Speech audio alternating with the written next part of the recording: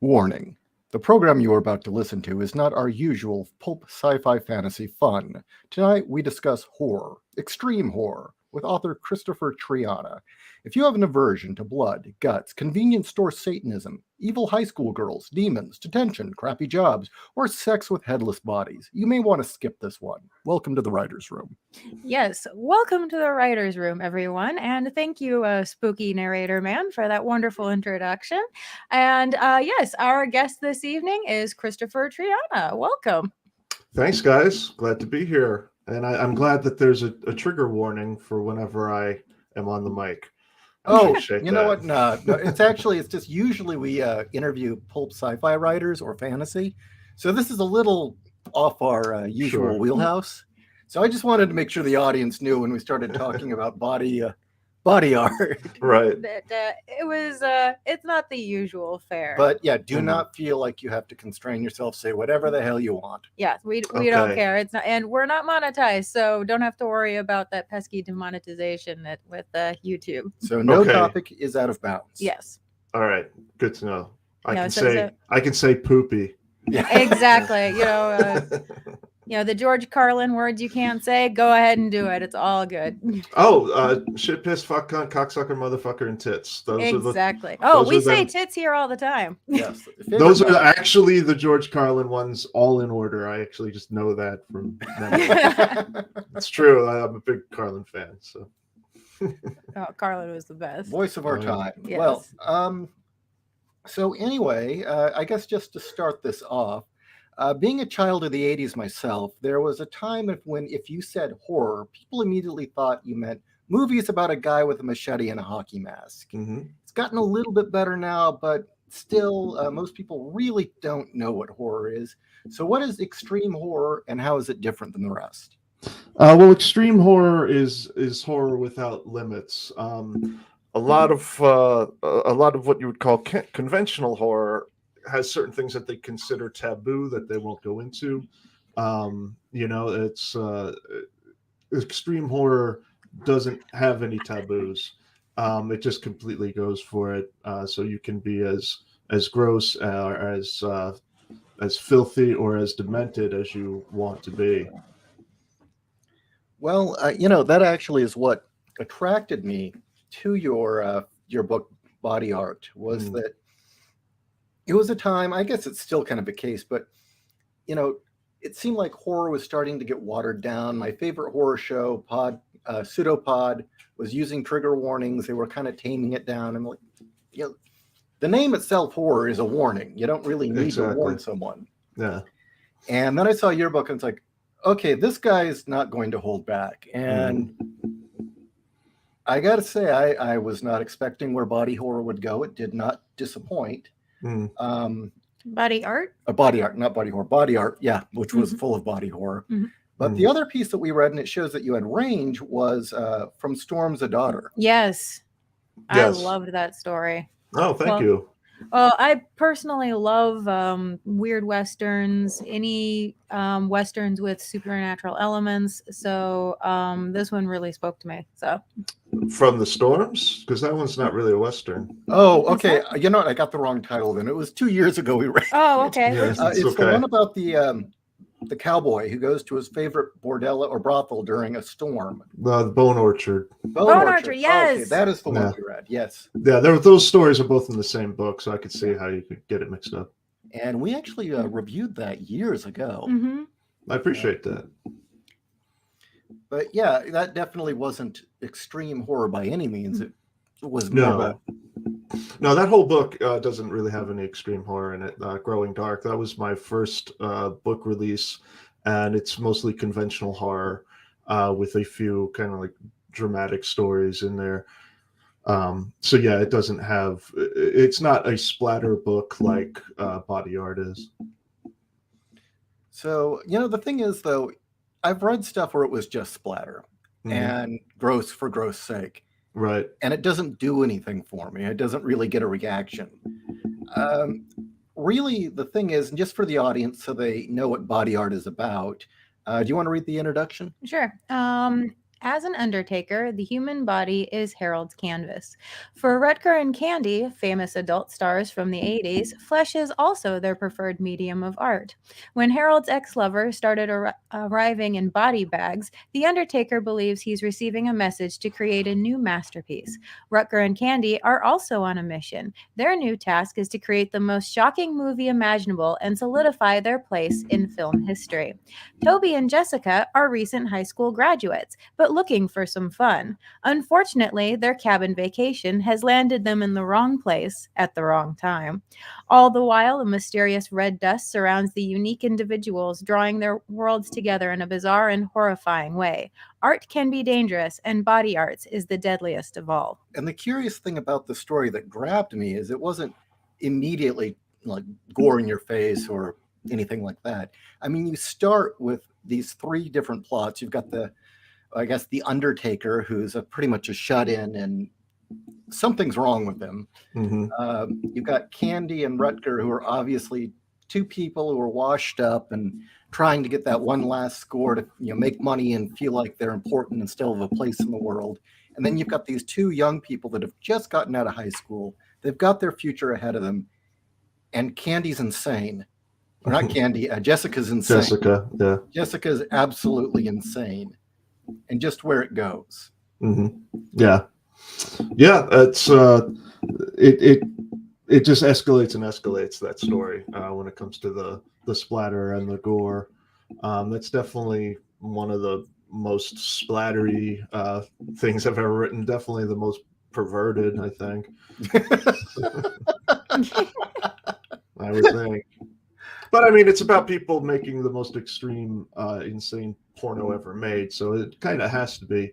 I always allow the story to tell me what degree of splatter or extremity it requires. I certainly have books that aren't extreme and aren't splatter, but body art is both. So I guess just as a couple questions then, a couple themes that I notice in your work. Redheads. Yeah. Insane high school girls. And kind of high school themes in general, such as, which one was it? Detained. The Detained. Oh, yeah, The Detained, yeah. That's a high school reunion that is not what it appears to be, yeah. So why is this something you keep coming back to? I don't know. It's definitely, I mean, you definitely are right that like Full Brutal and The Detained does have to do with high school. In body art, two of the characters have just graduated high school, but other than that, it doesn't have anything to do with high school at all. And that's only two of the characters. Yeah. But no, I have written some stories that have teenage characters in it, so yeah, there'll be that element to it. Detained was like I said, a high school reunion thing, so it's everybody in it. All the characters are in their 40s, and they think they're getting back together for a high school reunion, but it turns out to be something else. And it's kind of a trap. You're trying to do Slaughter High but good. Yeah, maybe. I don't know. I kind of like Slaughter High too. So. Well, it's a fun film, but it's not a good film. No, I wouldn't.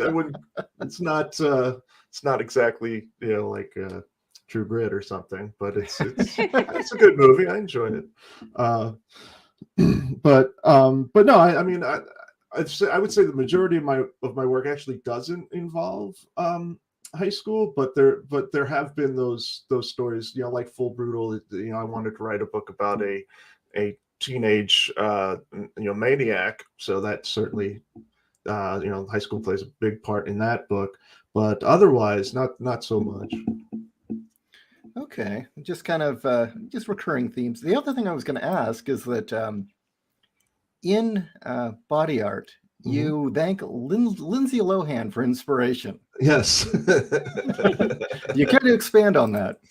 Yeah, well, Jessica is described twice in the book as looking like a doppelganger for Lindsay Lohan. And so I thanked her in the back of the book as kind of like a nod to that. But I always kind of, I appreciate women who I love when there's these women who start as in entertainment as these like cute girls in these Disney things. They're all like, you know, family friendly, like her and Miley Cyrus and like people like that. And then when they grow up, they're just completely out of control, like maniacs. And that seems to be a thing a lot with child stars in general, that they end up, you know, yeah, because it can't be easy, you know, being a movie star when you're, you know, before you hit puberty. I mean, that's like your brain isn't fully developed yet. Like it's got to warp you.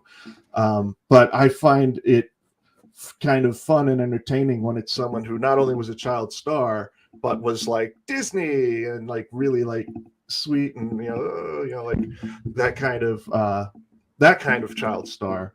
And then, you know, like now Lindsay Lohan makes movies like Machete and stuff. And I love that transition. You know, I don't necessarily love seeing them get addicted to drugs and have bad things happen to them, but I love when they start making like grindhouse movies after being, you know, Miss Sugar and Spice when they were little.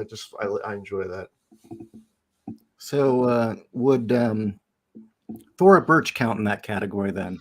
Yeah, I would say she does. Yeah. Although I think her story, she came out of that considerably better than most. Mm-hmm. Same with Rue Morgue. Yeah, they did. I mean, I do like the Fruza Bulk thing kind of works too, though, because she was, you know, did like, you know, like some Disney stuff and everything when she was younger. Return to Oz, but Return to Oz was kind of dark. It's horrifying. Yeah, it's kind of dark. So she always was kind of doing kind of dark stuff, but then she got kind of typecast as that. But she's great. She's great. But yeah, but I just like it when again, you know, I don't like seeing them like, you know, completely fall apart, and that's tragic. Like, you know, every single kid on Different Strokes, you know, that's tragic. Mm-hmm. But Lindsay Lohan making Machete and crazy shit like that's awesome. I love that progression. So okay, so a couple of questions. First off, there's a story about your grandmother apparently. Mm-hmm. And your introduction to horror. Yeah. Well, I mean, I can't credit her solely with introducing me to horror, but we had a special bond in that we both really loved horror movies and stuff. And we were the only people in the family who did. You know, like my mom was terrified. Like she couldn't watch anything with a drop of blood in it. You know, like she just couldn't handle it. And my dad thought horror was just stupid and immature. But my grandmother really loved it. And she and I used to watch horror movies together all the time, and you know, like really intense stuff too. Like we went to see Seven together. You know. Oh wow. Yeah.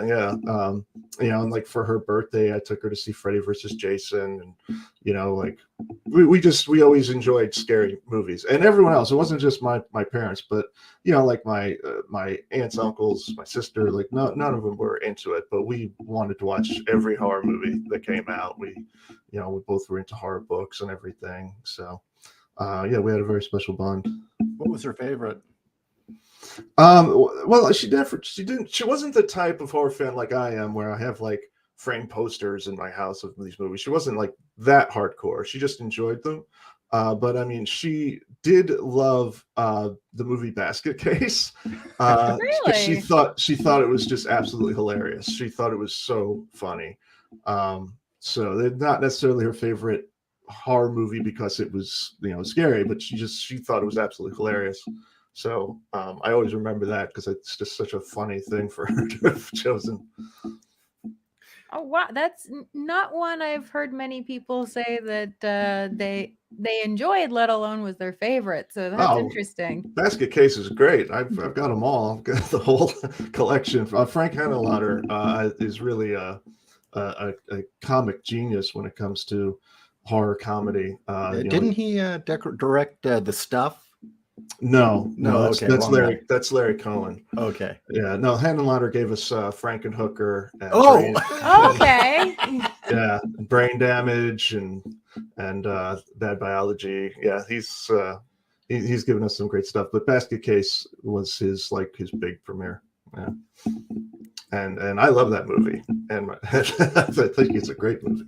That's great. Okay, so let's get into your horror comedy. This actually is going to be my next read. I was so impressed with the concept and the preview on Audible. Oh, you want me to read it? Yeah, read it. Okay. You're better than me at this. Okay. The Night Stalkers. The employees of the Freshway grocery store aren't too happy about having to do an overnight shift, but they're about to be even unhappier. Their rival store, Devil's Foods, is about to lay siege upon them with extreme prejudice. This is no ordinary grocery chain. Devil's Foods is run by a cult of murderous Satanists committed to killing their competition, literally.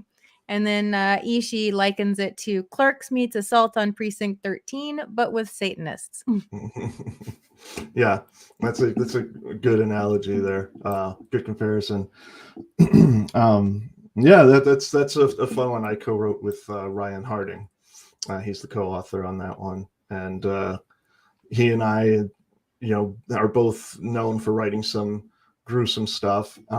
Him especially, and we'd become friends, and we had been talking about potentially doing something together, and bounced off a couple of different ideas, and eventually I said to him, I was like, I've had this idea about doing a horror novel in a grocery store, just for fun, because I had spent many years working in grocery stores, and it turned out that Ryan had worked briefly in a grocery store as well. And we're like, okay, well, we got to do this then.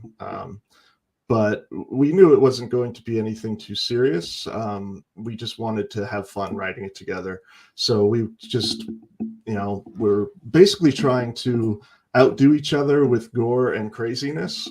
Each time, I would write something and send it back to him. I'd be like, check this out, and then he would kind of come back with something even more disgusting or weird or deranged. And it's just kind of like, just kids flicking boogers at each other. That's really what we were like.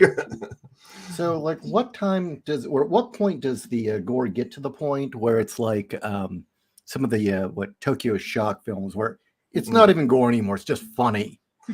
Yeah. I think it's all how it's presented, because you could have excessive gore and have it be really, really upsetting and disturbing. Like if you talking about movies, even if you take the ending of Maniac, it's extremely gory, but it's not funny. At least it's not to me. It's just very disturbing and unsettling. But then you take a movie like Evil Dead 2, and gore, blood is shooting into the guy's face out of the wall like a hydrant, just gallons and gallons of gore. It's so preposterous and funny, So it's really how it's presented. I don't think there's a necessarily a certain line, okay, there's a certain amount and then it's funny. It's really how it's presented, I think. So another one I wanted to ask you is, and this is one that I think a lot of people would think of, is where does this come from? Night Stalkers or no. Just writing this sort of material. I mean, it really is. It's a niche audience. Only certain people are going to want to experience it, and it is by its very definition, it's extreme horror. You're taking something that's already an extreme. I think one of the attractions to horror is that you're seeing people go through the crucible. You're seeing the most extreme situations. It's like war movies. So in that case, going extreme horror, where does this come from? Well, that's kind of like a two-part answer, I guess. Horror, if it's really horror, will always have that element of fear and fright. But there's a lot of very safe horror out there, where you're not going to get something that touches on human trauma, and you're not going to get any stories that contain any sexual assault or anything like cannibalism or anything extreme like that. It's really like, oh, there's a ghost in my house, ooh, it's like that, so that there are different levels to horror, definitely, and you can have some horror that's absolutely that is not nearly extreme. It can be very scary and very good. Like Stephen King's books aren't extreme horror, but they're very good, and they're great stories. But then you get to someone like Clive Barker, and it's a little more, at least his older stuff, it's a little more visceral. And then you go on to, like, you know, someone like Edward Lee, and the carnage is completely out of control and vile. And that's, you know, that's, you can say, for a niche audience. But when it comes to extreme horror or splatter being a niche audience, I don't think that's as true as it once was. I think that there's been a big resurgence in the splatter punks in recent years, including not just the writers, but the readers. And, you know, like I'll write crime fiction, and I love writing crime fiction, but it doesn't sell nearly as well as the books that I write about cannibal cheerleaders, you know? It just doesn't. So the audience is definitely out there, for sure. And as for where it comes from, I don't know. I've always been attracted to scary things. Even as a kid, you know, Halloween was my favorite holiday. I played with my monster toys more than any of my other, you know, G.I. Joe or any of that shit. I've always loved horror, always loved the dark side of things. And as far as extreme goes, I don't know where it comes from, why I lean towards that as often as I have. But I do always want my horror to be true to the word horror. I want my stuff to terrify people. And sometimes I think, you know, I go into these taboo places because that's more frightening and that's more disturbing. In my own case, I spent, I guess, the first 30 of my years of my life with almost zero interest in the genre, actively avoiding it to some degree. I mean, other than maybe Alien and The Thing, I really hadn't seen much in the way of horror. Maybe in part to my uncle forcing me to watch Poltergeist at age 9, but maybe other things as well. Right. But dealing with I'm not going to get into why. I have my own dealings with post-traumatic stress. When I was going through the worst of it, I found myself exposing myself to as much horror as possible. And either it didn't affect me at all or it did. And something about that catharsis and seeing these people go through the crucible of these experiences and who survived, who didn't, did their humanity still come through? That always kind of stuck with me. I think that was for some reason that was what was driving it. Yeah, I mean, I think that's definitely part of it. I think you can get a lot of catharsis out of horror. I think people can also just get a thrill out of it, kind of like the same thrill you get on a carnival ride where you're terrified, but you're enjoying every second of it, you know. But I definitely think that there's a lot of therapy in reading horror, and definitely for me, there's a lot of therapy in writing horror. You know, I write some extreme dark stuff, but I have some extreme dark stuff in my head, I guess, you know. So it helps me work through things. And even though I haven't experienced, you know, a lot of the things that are in my books, they definitely are fiction. The pain and the trauma that leads me to write certain things definitely comes from a real place. Like my book Gone to See the Riverman, a lot of people have responded to that because it's so disturbing and so dark and everything. And that book was the first book that I wrote after my divorce, which was very painful for me. And so even though the book has nothing to do with divorce and has nothing to do with my personal life, a lot of that agony was kind of like exhaled into that book. And I think that's one of the reasons people maybe not identify with it. It's too dark of a story for me to assume anyone identifies, but connect to it in a way. Bar One Studio says the horror in horror doesn't come from any amount of gore, but in the helplessness, the disempowerment of any character witnessing the horror, things are out of control. Yeah, well, I guess there's some truth in that. I think you can have a good horror story without the main character being completely powerless. But I get what you're saying in that you know, the character can't control the horror around them, that they're trying to escape it or defeat it or something. The Walk Through Hell. Mhm. Yeah. Well, one of the ones that always stood out to me as the first Phantasm film is Yeah. obviously about a boy dealing with loss. Yes. Hmm. And that is the overarching theme. That is really what it's about. Mhm. Hmm. Yeah, absolutely. Yeah. It's pretty clear that that's the metaphor there. Same thing with like the Babadook. I mean, that's what it's about. It's about grief, and it's about that mother's grief. There's no real like monster Babadook. It's a metaphor. Yeah. Mhm. And that's one of the ways that we can use horror for our therapy, is through things like that. So, if you don't mind me asking, Sure. I had listened to another interview with you Mhm. a couple days ago. You had mentioned bipolar. Mm. Is that okay to mention, or should we just skip that?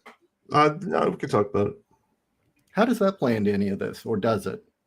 I think it does. Yeah, I do. That's certainly been a big hurdle for me repeatedly in my life, dealing with that. And a lot of people that struggle with it, I've been known to be creative people. So I don't know if it's one of the reasons I have this irresistible urge to write like I do, but it could very possibly could be.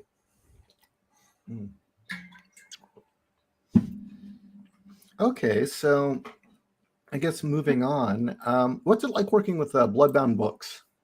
Great. I love working with Bloodbound Books. Mark and Joe are fantastic, and I've been working with them for many years. Very cool. Yeah. Were they the first to publish you, or was that someone else? No, they weren't. But they I'm trying to remember what year it was. They first published one of my short stories in a collection called DOA 2, and I think it was about 2014 or so, 2013, 2014, something like that. And I was really happy to be in that book because it was an anthology with a lot of other extreme horror authors, a lot of people that I really admire. Like there's a Jack Ketchum story in it, Reth James White, a lot of Monica O'Rourke. So there's a lot of really good people in that. So I was like, yeah, it was the first anthology I was in with a bunch of writers that I really respected. So that was really cool for me. And our relationship just developed from there. And now my most recent book that just came out is called Fine Evening in Hell. And that was through Bloodbound Books, and that's available now. You can get it hardback, paperback, ebook. So what's that one about? That one is more of a thriller. It's not extreme, it's not splattery, although there is definitely some carnage and some intense moments in it. It's really more of a thriller, but it's about a woman who's just kind of caught in the wrong place at the wrong time.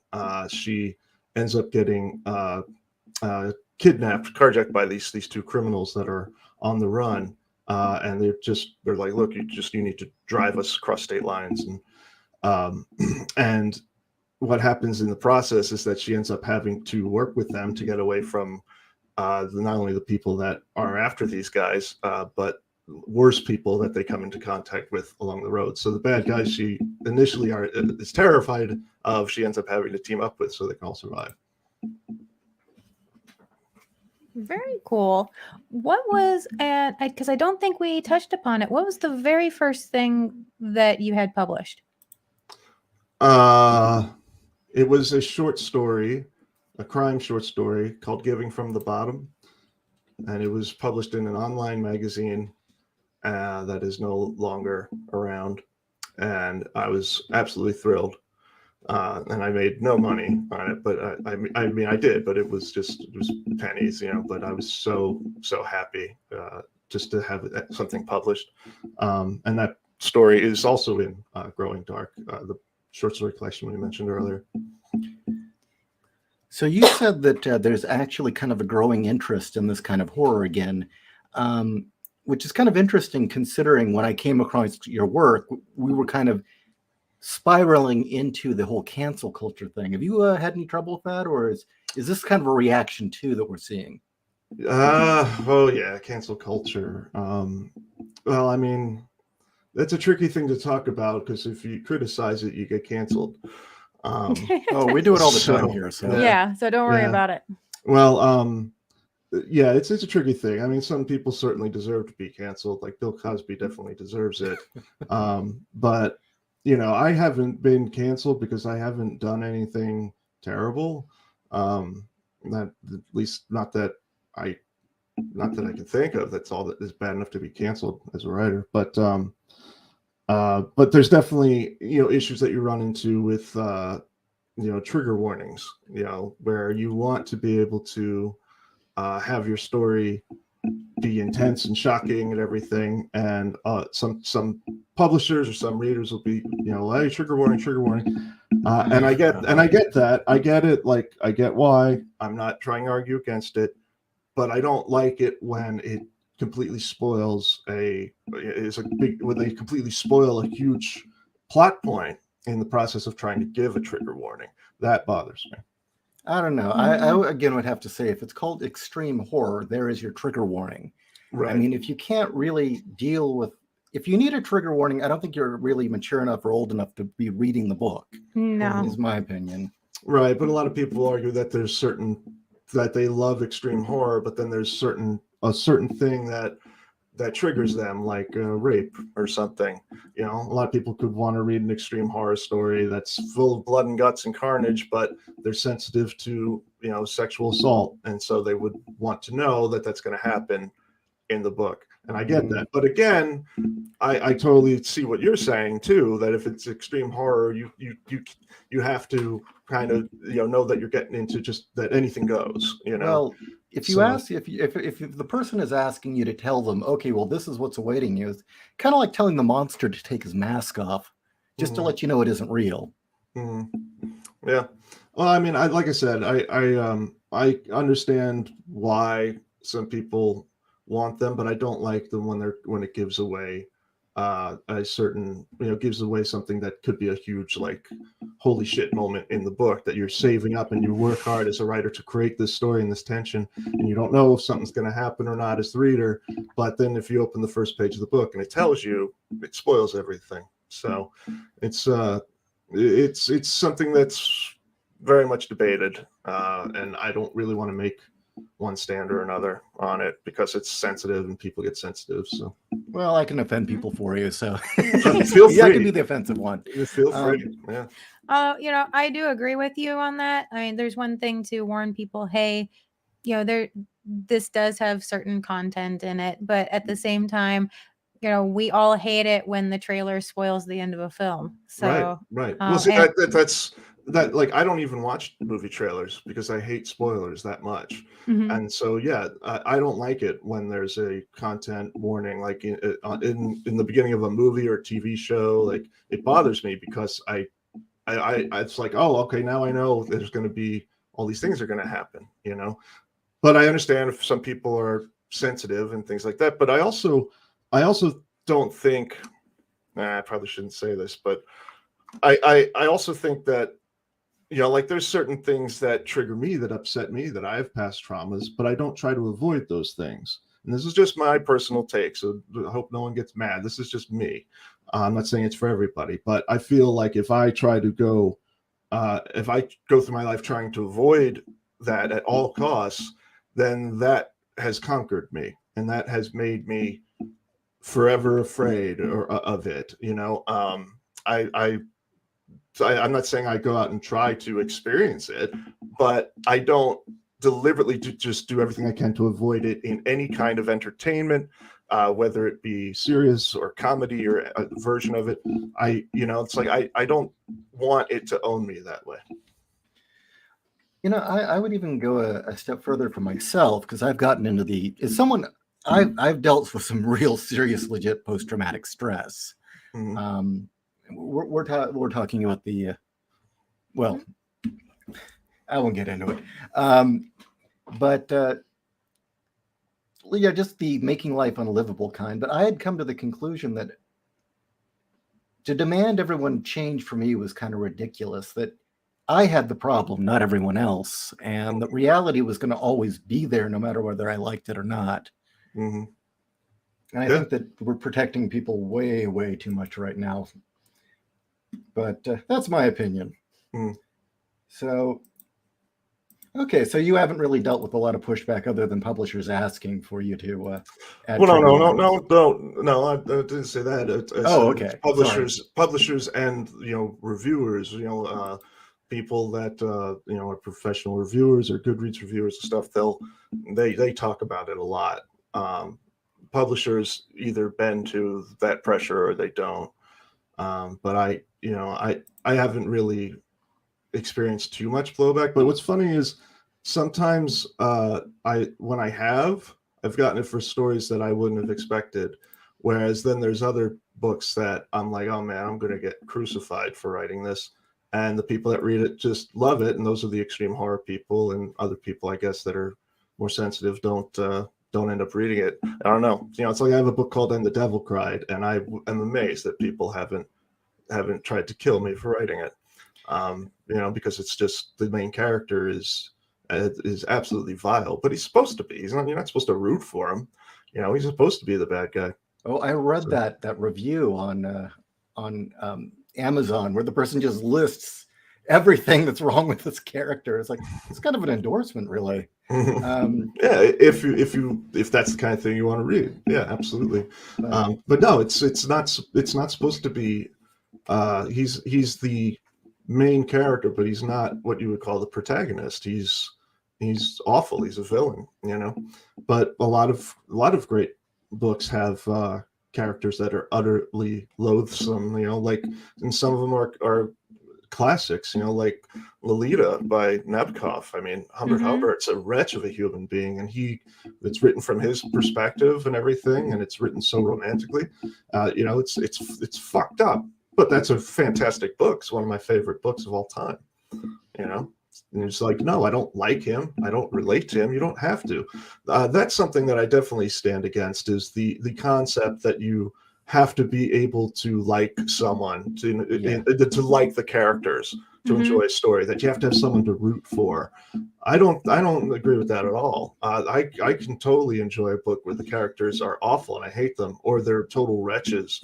It's what happens in the story that makes it a good or bad story. I don't need to see myself in the character. I think there's a level of vanity in that, in wanting to see yourself in the character when you read it. And I see Spencer is saying it's incredible. And I'm happy he thinks so, because he's doing the audiobook. Oh, very cool. Oh, yeah. So you're the one doing the reading, Spencer. You're good. He is. He's very good. He did the audiobook for Toxic Love and Night Stalkers, and now he's doing And the Devil Cried. So how is it working with a reader for doing audiobooks? Because I know that's a realm that not a lot of people have experience with. Yeah, but it's great. When you get the right person. Spencer has been fantastic. He really gives a great performance, because you can write the best book in the world, but if you have a bad producer, a bad narrator on your audiobook, it's unlistenable. I remember I can't really get into audiobooks personally. I tend to zone out, but I've tried going on long road trips, and sometimes I've been able to enjoy some of them, and other ones I couldn't. But then went back and read the book, and the book was great. It was just the reader. Like, I had one, was reading a Daniel Woodrell book, and he's excellent. And the narrator sounded like a GPS, it sounded that robotic, and I couldn't even do it. But no, I've loved working with Spencer, because he really puts life into the characters, and really, he really has a comical way about him too. Like when he did Night Stalkers, he was really funny with the different voices that he did. Ryan and I both loved it. I've also worked with several other readers that have been great. Danny George, I've worked with several times. She read Full Brutal and Riverman, because I needed to have a female voice read those books, because the main characters are female and everything. So I definitely wanted a woman to do the voice, and she was fantastic too. So no, it's a great experience when you get the right person. Well, I would have to say she did a great job with Full Brutal, because she definitely nailed that high school mean girl voice that you just want to hit. Yeah, she was great. Yeah, Very despicable, you know. Nice. She really nailed it. She was able to do all the different voices so well, and she really, and because that book is written from the point of view of Kim, the teenage maniac, she really just nailed it. You know, when I heard her audition for it, I was like, wow, I want this person. You know, I definitely want her. So other than working in supermarkets and menial jobs, where else have you drawn inspiration? Because I notice you've also got at least 2 characters who work on dead bodies or work around corpses. Yeah, I haven't done that, but okay. I was hoping you did. No, I haven't. But yeah, I've definitely written about that with the crime scene cleanup with Toxic Love and the Undertaker with body art. But you know, those are just professions that you know, revolve around death, and so naturally they lend themselves well to horror stories. Did you research much on those? Yeah, particularly the crime scene cleanup with Toxic Love. I researched it at length, and I even debated taking the job, at least for a while, just to write the book. But the job is so fucking demanding. It's unbelievable. Like, you're basically just on call, you know, because you can't, like, crimes aren't committed on a schedule, you know? No. So it's like 3 in the morning, you get called. It's like, hey, there's all this blood and feces that needs to be cleaned up in this apartment. And you have to go. Otherwise, like, you know, you're not getting paid, you know? So it's like one of those on-demand jobs, and I can't do that. I'm too old. I can understand those hours, yeah. But it is interesting that you were debating it. I mean, I know for me, I'd definitely be interested kind of doing a ride along for like 48 hours to see what the job's like. So yeah. I mean, I don't think it would be. I mean, I say I don't think, you know, but because I'm not sure. You can think all you want, but until you're in the situation, you don't know. But I don't think I would have that big of a problem cleaning up the blood or anything. I think I'd have more of a problem having to get up in the middle of the night and go do it. You know, if I could like prepare myself mentally and be like, okay, it's 9 a.m. I got to go clean up some blood. It's fine. You know, I'm not really squeamish. But you know, those jobs are actually supposed to really mess you up. It's not just like, oh, there's a blood stain. You're cleaning up. It could be bodies that have been, you know, someone died in the apartment and they were shut in and no one knew about it for a long time. And so you're like, you have to peel up the carpet and scrub out all of like the decayed flesh and everything. And a lot of times you're seeing like big pieces of bodies, not just blood. You're just seeing mutilated people, you know. And so it's a job that comes with some psychological scarring from what I've researched. So bet you I don't know if it would be on the same level as like being a surgeon where like you're able to parcel it off. Wouldn't. Yeah, that's different. I mean, yeah, they kind of have a body mechanic look at it. Mhm. It's mechanical to them. I mean, you're not seeing shit blown all over the No. place. Right. And then, I mean, with the body, with the crime scene cleanup, like you know that these people died horribly. With surgery, you're like trying to help someone and everything. But like when you get to the cleanup, see these scenes, it's like, oh, these two, I'm cleaning up the remains of these 2 children that were killed by their drunken father, you know? Oh, geez. So, Yeah. Did you I mean, that's the interview reality. anybody who does do that job? I read interviews with them. I read a lot of interviews and, you know, to research the job, and you know, the character goes through, and then later I actually, unfortunately, it was after I wrote the book, but I did meet someone who actually did that for a living, and I talked to him for a while about it. So, yeah. Well, as a great segue into that, I know this one here that I sit next to does all sorts of interesting research for his books. What's the most interesting or unusual thing you have researched for your books? Wow. I mean, I guess some of the stuff that I researched for body art was kind of kind of out there because, I wanted, like, the characters' motivations in this is to just create the most shocking pornography imaginable. So I researched some of the weirdest like sex fetishes that there are. Like, I can't remember off the top of my head. I think it's pronounced epetmophilia, but it's an actual fetish that people can only have an orgasm if they're having something amputated from their body. Oh yeah. Honestly, I'm going to be Okay. upfront. I thought that was the most shocking thing in the entire book. It's And true. that It's true. The other stuff, because the other stuff, it was shocking, but that part, it was the psychological aspect of it even Right. existing Yeah. and realizing it did. No, it's the fact that there enough people have got off that way that they came up with a name for it. Right, exactly. And it's not just you're a freak. Right. No, it's a condition. Yeah. Yeah, as soon as I read about that, I was like, that's going in the book. That's going in there for sure. Is it an offshoot of that weird condition where you think that a body part doesn't belong to you and you want to amputate it? Is it an offshoot of that? Yeah, maybe in some cases, but this is just a sexual thing, like the people who do it. It's not like it's, at least from what I read, it's not that it's just like one body part that they want to get rid of. It's that that's the only way they can get sexually excited. So it's like one finger here or one finger there or whatever, I think you run out real quickly of yeah, I think you would. Yeah. So that was pretty crazy to research. And I've done a lot of research on prison life for a couple of different books that I've written, and particularly the one I'm working on now has a lot to do with prison. So that's been really crazy and interesting. A lot of stuff that, like, a lot of misconceptions that people have about prison and how it works, and like reading not just about what it's like for the prisoners, but what it's like for the COs, the correctional officers, and like how correctional officers have higher levels of PTSD than soldiers, or at least reported.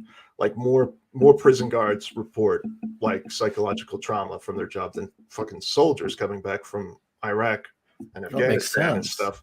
Yeah, it's everyone hates you. Yeah.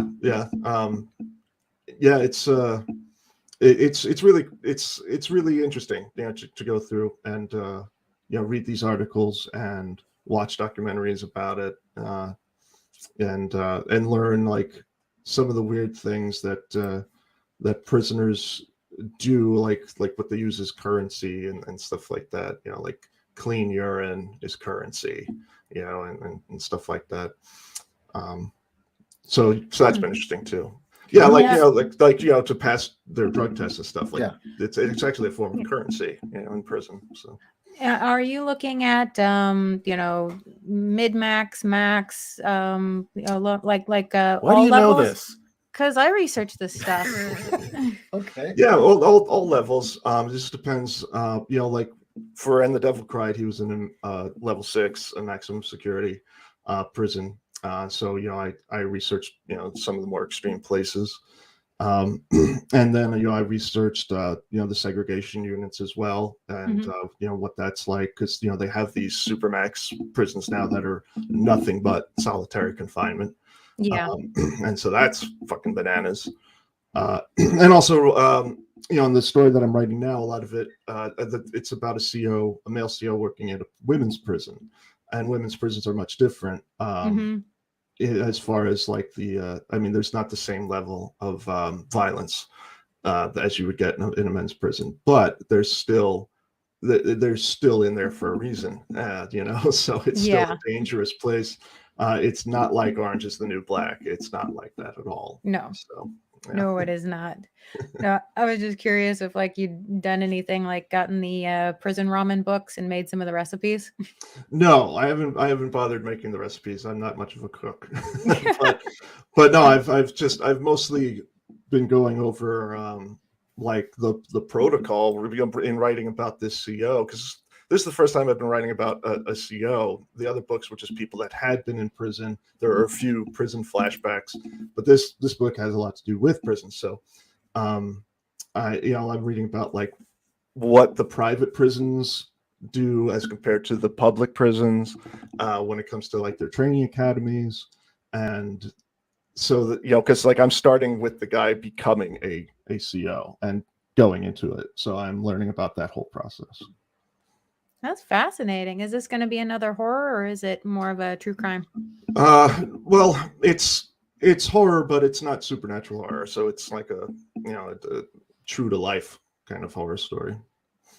Scarier, honestly. Yeah. So you write things aside from horror. You said you do crime stories? I do. I have crime fiction that I've written. Absolutely. Some of my books, like like all my books will have some intensity and have violence in them. But a book like The Ruined Season or Shepherd or The Black Sheep, like these aren't horror novels conventionally, even though they have extremely dark elements to them. They would be more classified as a thriller or a crime story. Well, often the way I view it, for those kinds of stories, what makes it horror is the lens you show it through. I mean, there's a big difference between The Silence of the Lambs and, say, a procedural. Right. And it's just how you handle it. Mm-hmm. Yeah. I don't write anything that's procedural. Like I don't, like there is some procedural stuff I'm going through writing about the CO, but like I don't write, when I write a crime story, it's not going to be like about the cops. It's always about the villains. It's always about the criminals. That's just the perspective that I go towards. And I guess that's just my dark side. And it's also, I think, my dislike for law enforcement and rules and regulations and bosses, so maybe that has something to do with it too. But I always like the stories I write, and in the crime fiction that I read too, I'm always more interested in like the Jim Thompson type of stuff, where it's like, like these people that are either hardened criminals, or even better yet, the people that get wrapped up in crime, people that were normal people like you or me, and all of a sudden find themselves stuck in this ridiculous, crazy crime situation. That's the kind of crime story that entertains me. I don't want to read about like two cops arguing over doing it by the book or not, or some shit. It's just not my thing. Well, we've come to the final 10 minutes of the show. Mm-hmm. Now's the time we do the promotions. So, okay. So, contacts, links. yes. So where are the best places for people to find you? Well, you can find me at KristopherTriana.com. And again, Christopher's with a K, so it's K-R-I-S. Triana, T-R-I-A-N-A. You can find me on all the social media, or at least the old school ones, like Instagram and Facebook and Twitter. I'm on those. I don't have a relationship with TikTok. It's just That's okay. I don't want to bother learning another one. So you can find me on all those places. You can always reach out to me. I try to comment back to people. I'm not a big social media person, but I always try to read every fan letter that I get and try to write back. I really appreciate it. And you can get my books anywhere. Just go on Amazon, Barnes & Noble, Target, and anywhere you can buy books. And what would you say would be the best entry books to you? Depends on what stuff you like. If you like more conventional, scary stuff, you can go with something like Shepherd or the Black Sheep or Growing Dark. If you want to get more dark and disturbing, you can get Gone to See the Riverman. That's actually my most popular book by far. People love that book. So that could be a good way to start. And then if you just want absolute, balls to the wall gore, you can get Body Art, you can get Night Stalkers, Full Brutal. So it just depends on what you like. I also have, a 500-page horror Western about werewolves, so it's called The 13th Coyote. Hey. So I write a variety Wolf. of different things. Yeah. Is that one a little less on the gore? No, it's definitely gory. Oh, okay. But it's not comedy gore. It's rough. It's it's this Western epic that has to do with these lycanthropic characters who are trying to destroy the world, and they're absolutely barbaric, and there's other people in the book that aren't werewolves that are barbaric too. So it's really kind of examines the brutality of the wild frontier on a higher level, because these are wolf men that are literally eating people, including women and children. So very cool. yeah, it's fun. Well, before we go, I'm going to promote tonight Tabula Rasa, my sci-fi body horror short story, available right now on Amazon for 99 cents. Mhm. And all the links that Kristopher mentioned are in the description, as well as a direct link to his Amazon profile. Yes. Oh, I also wanted to say you can also check out my podcast. Oh, excellent. Yeah, it's called Vital Social Issues and Stuff with Chris and John Wayne. I do it with author John Wayne Communali. He and I do the show, and we talk about horror, we talk about writing, we talk about all manner of things. And it's called Vital Social Issues and Stuff because that's how important the show is. So. Vital social issues and stuff. I like that. Yes. That's excellent. Well, thank you so much, Kristopher, for joining us this evening. This has been absolutely wonderful chatting with you. And you too. Definitely, I know Wolf 10 is extremely excited about werewolves. So, Yes. Well, it kind of sounds up your alley too. Yeah, if you like westerns, if you talk about doing research, I did an enormous amount of research for that.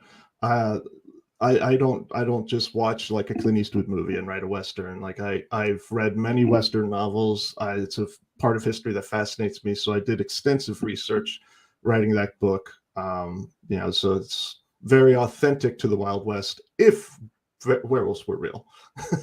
Wonderful. If I may ask, what part of the West is this taking place in? Is this, Texas? Are we starting to get into, Nevada, Colorado? No, it's well, it kind of spans a region, of the Colorado Territory, but it's more, closer to Wyoming in for the majority of it.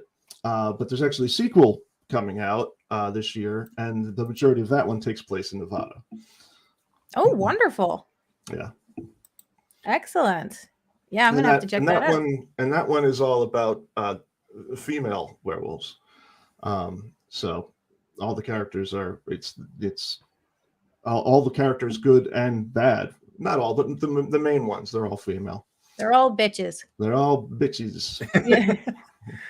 Excellent. All right. Well, thank you for joining us, everyone. Yeah, thank you so much. Thanks, guys. I really appreciate the invite. It's been a blast. No problem. Take Wonderful. Care. All right. Thanks. Take care. Good night, everyone.